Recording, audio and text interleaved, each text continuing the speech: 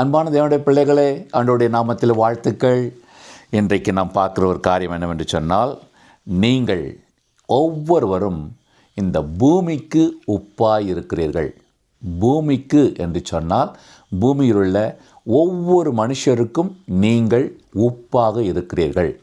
இந்த உப்பு எப்படிப்பட்ட உப்பு என்று சொன்னால் சாரமுள்ள உப்பு. அங்கே நாம் பார்க்கிறோம், இது உப்பானது சாரமாக இருக்க வேண்டும். சாரமற்று போனால் எதற்குமே பிரயோஜனப்படாது.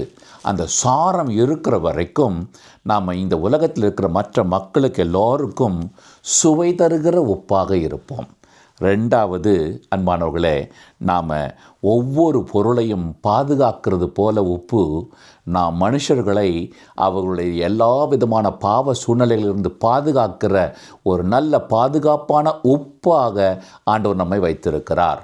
மூன்றாவதாக, இது அது உரமாக பயன்படும்.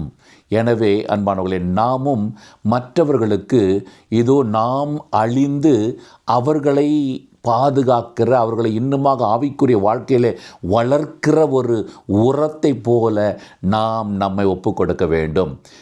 தேவனுடைய வசனமானது மற்றவர்கள் எல்லோருக்கும் போகும் பொழுது அது உப்பை போல சுவையானதாக, அதே வேளையிலே கிருபையுள்ள வசனமாக செல்ல கர்த்தர் நம்மை ஒவ்வொருவரையும் எடுத்து பயன்படுத்துவாராக.